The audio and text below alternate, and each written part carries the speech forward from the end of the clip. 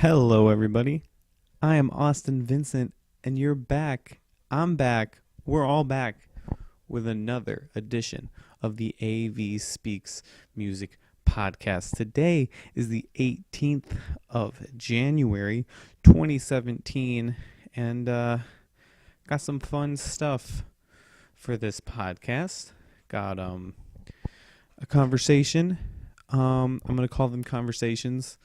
I don't know what else you would call it. I'm just going to rant. I mean, that's pretty much all I'm going to do is rant. I'm going to be ranting about some stuff. We'll talk about that when that gets here. Also have a new segment today.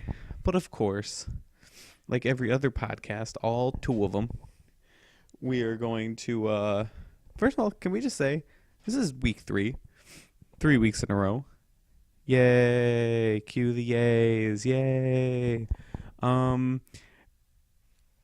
Way better than the first time I decided to do this, where I only did 1 week and just like off the face of the earth. So I'm pretty excited that I got 3 weeks into this. Hopefully, going to keep going. But just like the other podcasts, we're gonna start with music I've been listening to this week. Yeah, this week. It's been one of those weeks where I haven't done a whole lot of new music discovery. Even though just about every week I listen to Discover Weekly on Spotify. Haven't really dug too far deep into that. Just been listening to some favorites of mine, starting with the band The Almost. If you don't know The Almost, Aaron Gillespie? I don't know off the top of my head. The drummer for Under Oath had started out as a side project. When he was still with Under Oath, left Under Oath, came his main project, the Almost alternative rock band with a little bit of a southern rock flair, I guess. Him being a southern boy, a lot of fun. I love their music. It's kind of sad that he probably won't come back to them ever. I've kind of given up hope. I don't know. Maybe it'd be nice if he just kind of went on tour with them. Maybe once more. That'd be cool. I mean, I love Aaron's voice. He has such a good voice. And I love his songwriting. I just love those songs. Man, they're one of those bands I could listen to a lot. Definitely in my top 10 fave bands. We're not going to get into that. That could be another podcast thing down the line. But the Almost, been listening to them. Also been listening to Paramore. Just some classic. Been listening to some classic Paramore from back in the day. Riot album. Also been listening to their self-titled album.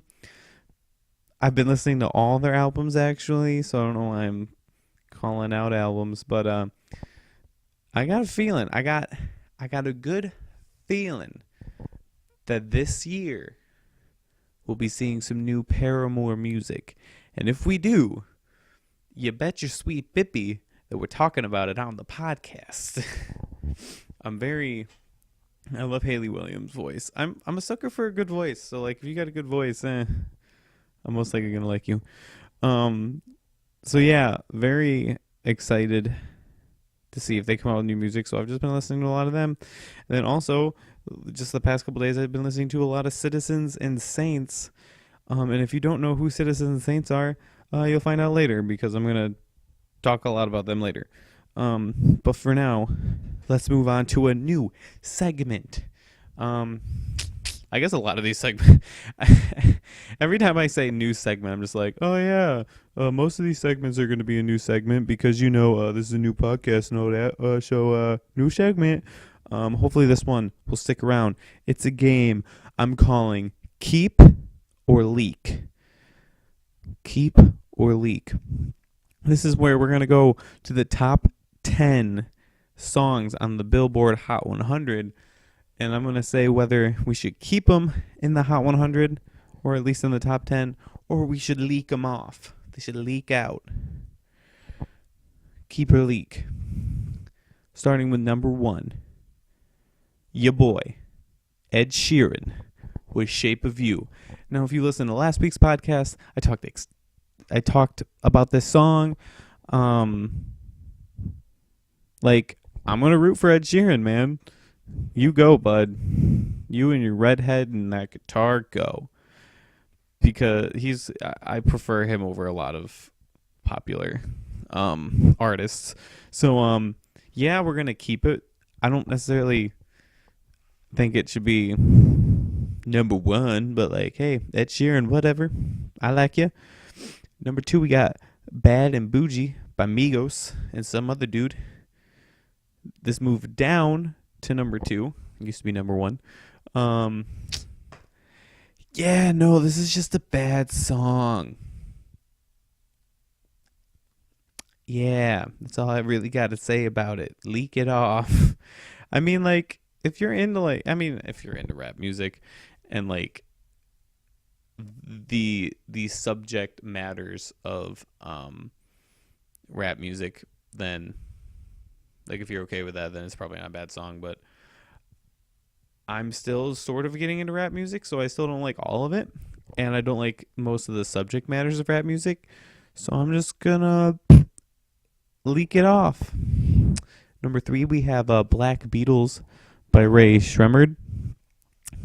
Also another hip-hop song, but I feel like he's got a better voice. He's got a pretty decent voice, I guess. It's a fun and catchy melody. It's a catchy song. Again, subject matter, I don't know. Kind of on the fence about this one. I mean, like comparatively to other songs in the top 10, I would probably keep this one compared to the other ones, but like, I wouldn't listen to it. I wouldn't want to listen to it. New category, we're going to call it Number 4, we have Starboy by The Weeknd featuring Daft Punk. Staying this week right at number 4. Again, I'm a sucker for a good voice, and I like The Weeknd's voice. So I've kind of always appreciated The Weeknd. So like, I'm like, yeah, let's keep The Weeknd up there. I'd rather have him up there than some other people. Again, lyrically, don't really care for the song. But like, again, comparatively to some of the other stuff that's usually charts on the Hot 100, like this is pretty quality music. Just be prepared. It's got big explicit on it, as you probably know if you listen to any sort of popular music. But we'll keep it there because it's not bad. We got number 5. We got Closer by the Chainsmokers. Halsey. It moved down. That's okay. I feel like with this song, you're either getting sick of it at this point, or you've always kind of liked it. I haven't gotten sick of it yet. Then again, I don't hear it all the time. And I really like the synth part. I don't know. For whatever reason, I just really like that synth line. So we'll keep it here. I mean, why not? The Chainsmokers can stay for now. Only for now. We don't want them up there forever, but they can stay for now.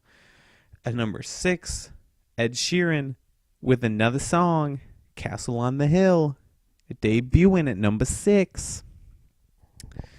I liked this song better. Again, I talked about it last week on the podcast, so if you want to hear my thoughts on it, you can go listen to last week's podcast. I like the song.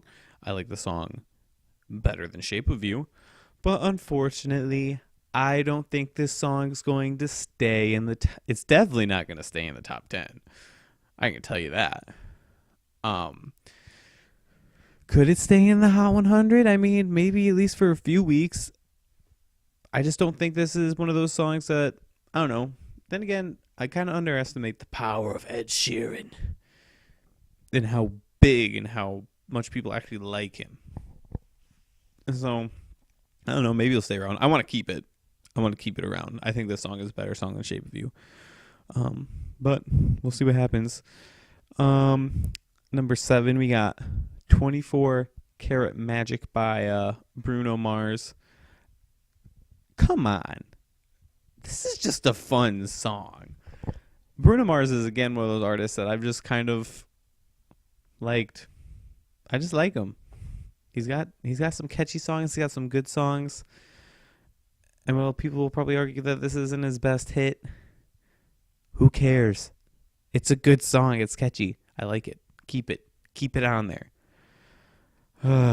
Number 8. Oh my gosh, number 8. We have Don't Wanna Know by Maroon 5. For those of you who don't know, and even if you don't want to know, I'm going to tell you. See what I did there? I really, really, really, really, really, really don't like Maroon 5. I think I at one point did like them, but something just happened and I just don't like them at all. Whether it be the fact that they're not really a band anymore, it's just Adam Levine and the other guys are just back there like, hey, we're just going to pretend like we're still a band. I don't really care for Adam Levine's voice. I don't really care for their songs. I just don't. They're not good. I don't like them. And thus, this is even at the bottom of the barrel for Maroon 5. I think this is a bad Maroon 5 song. So, of course, we're going to leak it. At freaking Kendrick Lamar just coming on with, like, literally the shortest rap verse I've ever heard in my life. I listened to this for the first time today, and he's like, and then he's gone. It's like, look, apparently you came out with one of the best rap albums within the past, like, 10 years. And you're just coming on doing this. Get it off. I don't want to see it anymore.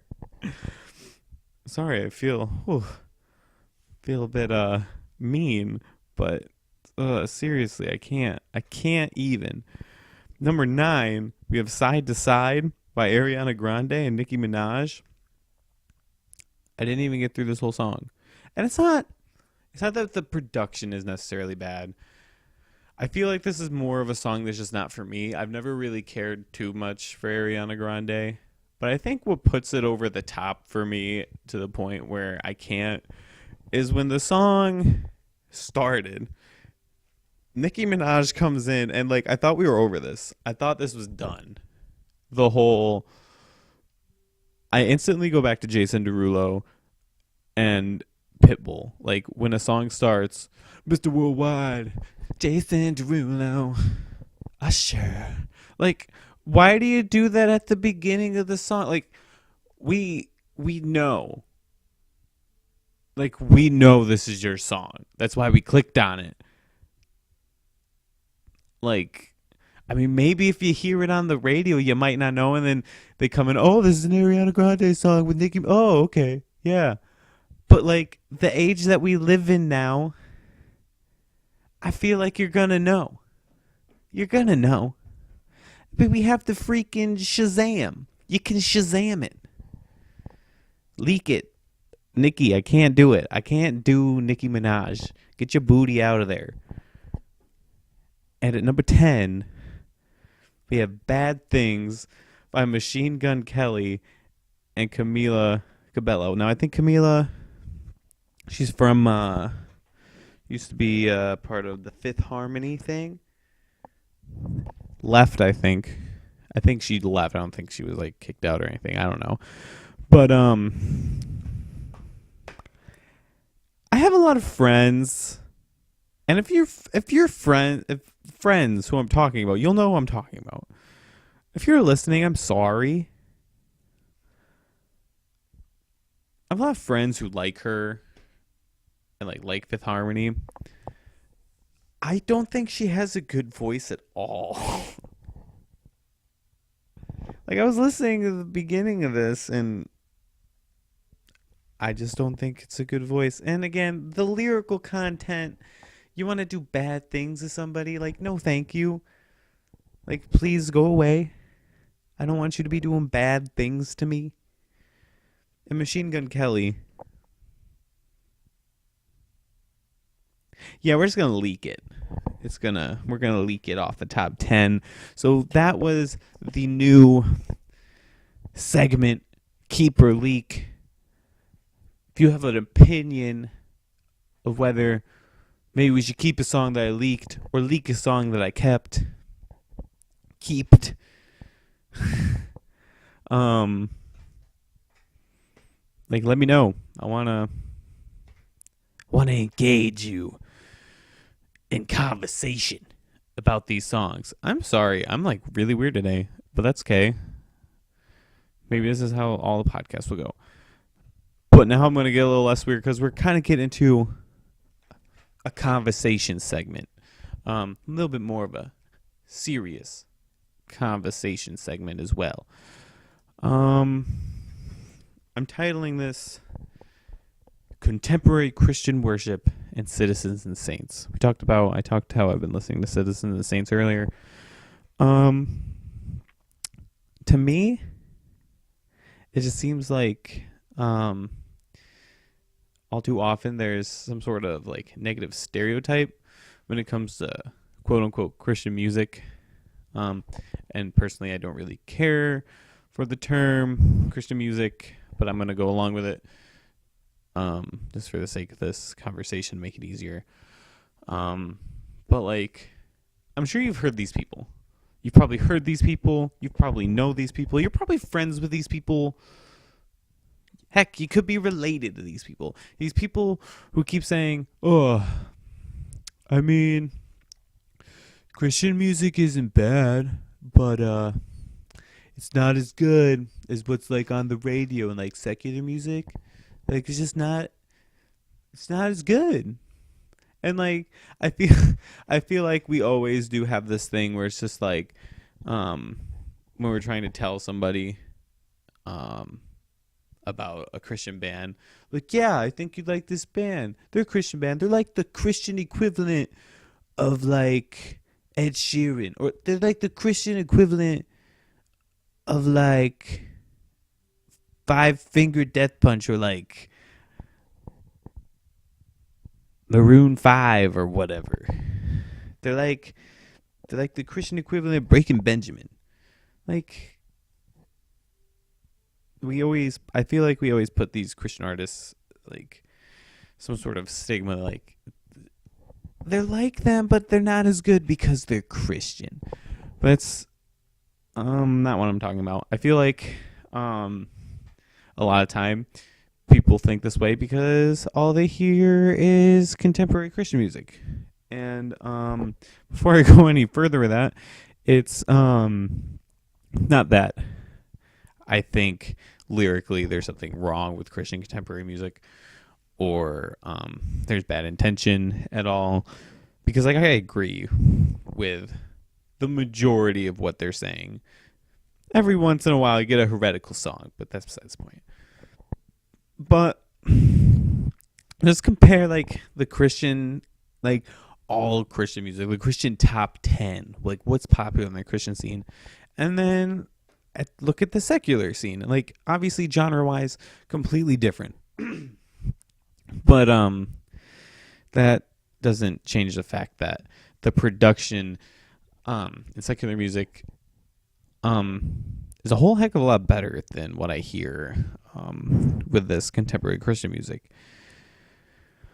And that could be because like in like the church we're still, even though I feel like this transition has been going on for a while, I still feel like there's a sort of transition from like hymns and more traditional music to contemporary music, and I feel like there's still a little bit of like trying to cater to an audience. I feel like contemporary Christian music is kind of catering to an older audience.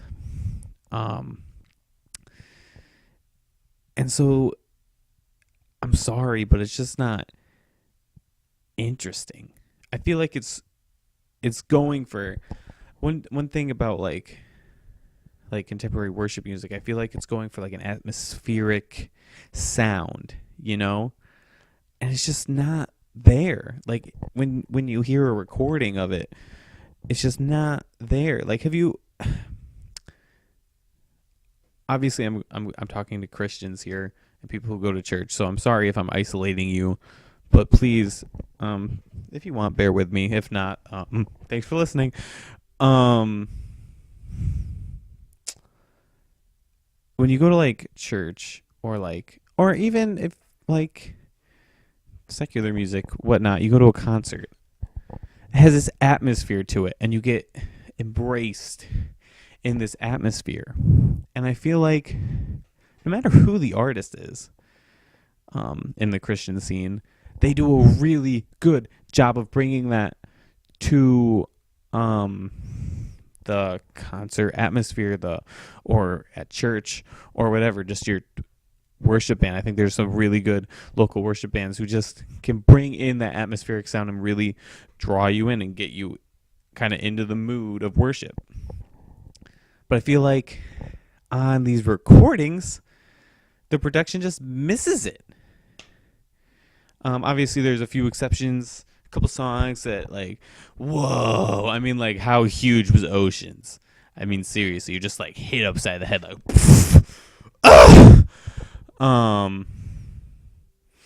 but I feel like for the most part, like, they just miss the mark. And so like, I feel like that hinders people's view of the Christian music scene, and like Christian, I know I'm not the only one. There's a lot of other people who just can't get into contemporary Christian music because, like, let's face it, most worship music is in the contemporary scene. Again, you have some exceptions. Wolves at the Gate just did a remake of a hymn on their new album. Pff, fantastic. There's other bands, Switchfoot, Reliant K, who have Christian lyrics, talk about Christian matters in their songs. But there's not really a lot of the worship realm outside of contemporary music. I think that pushes people away, and it leaves people like me who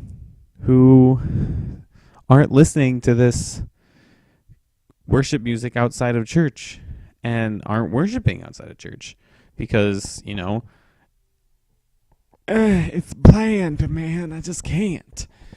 And I feel like it's missing the mark. But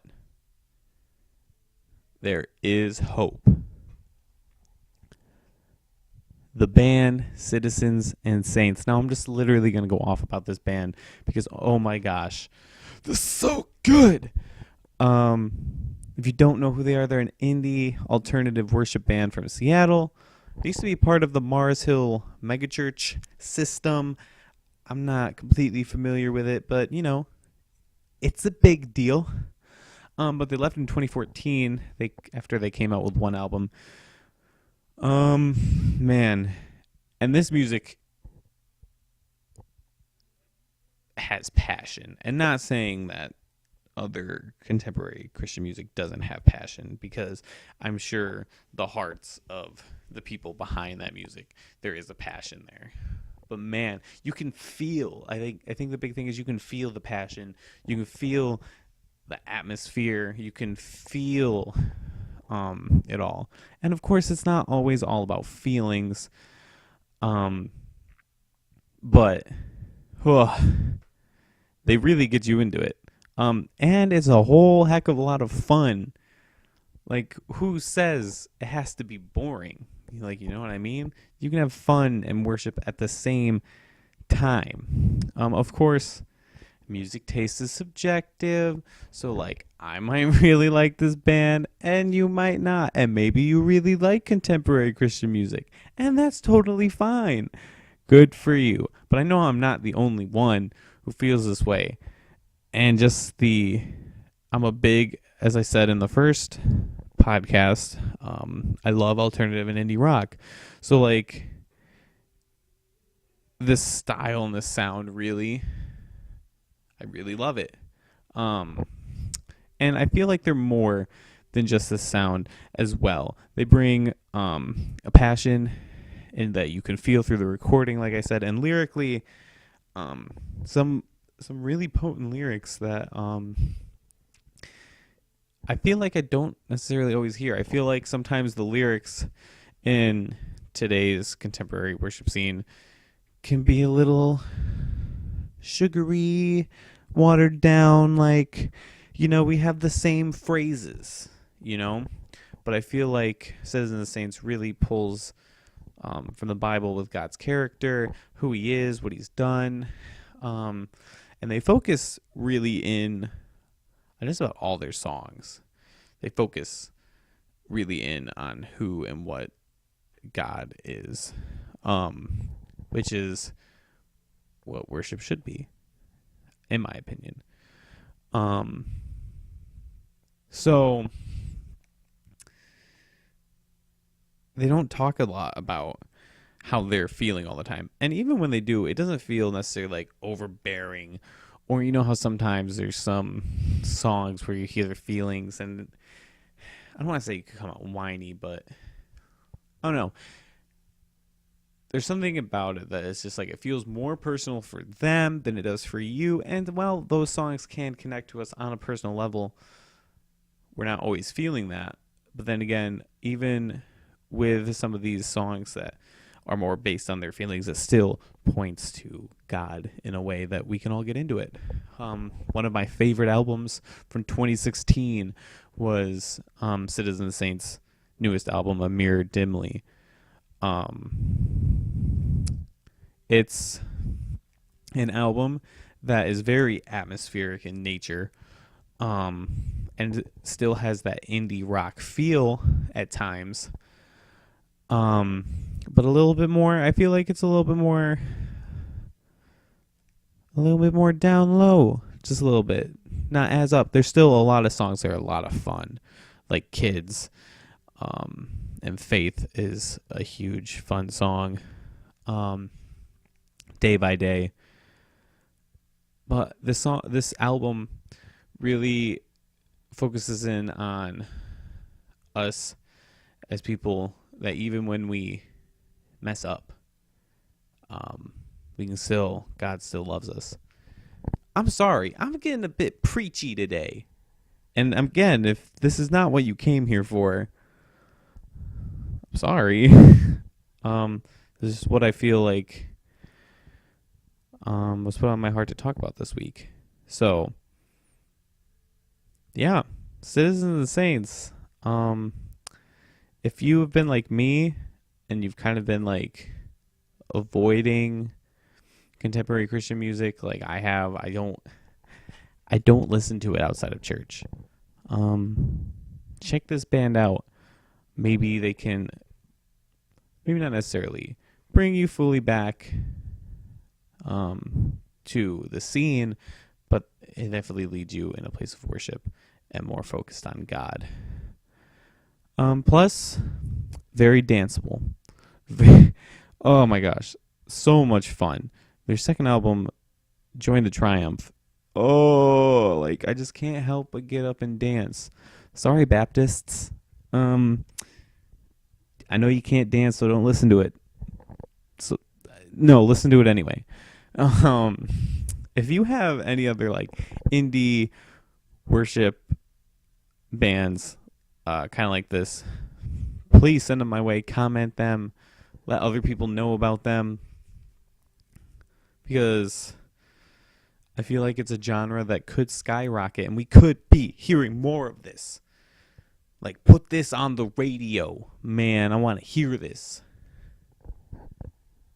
That is all. That is all for today's podcast. Thank you again for coming and listening. Like I said at the beginning, third week in a row. Please share this with people. I know today was kind of more of a niche group type of podcast, but please share this with people who you think would enjoy this podcast.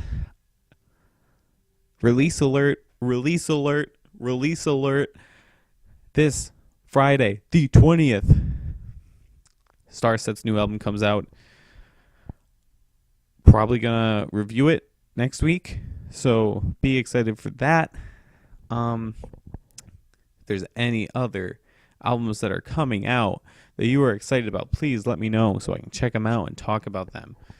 And let me know your thoughts about anything that we talked about today. I'd love to hear. I want this to be a place where we can interact and talk about music on an open level. I want you to discover. I want to discover. Let's all discover together. Again, follow me here on SoundCloud. That's where I've been posting these. Follow me here on SoundCloud. It's just something that I can look at, maybe get a little bit more exposure. The more that I get people to follow me, more people can see it. So please follow me here. Also, again, I'm going to plug the Symbol app, Instagram for music. I'm on there at Virice5, VIRICE5. You can follow me on there and see my music listenings throughout the week. And yeah, again, please share this with people who you think would enjoy this. I thank you so much for listening. I've been enjoying doing this. I hope you've been enjoying listening. And I will talk to you guys next week. Thank you so much.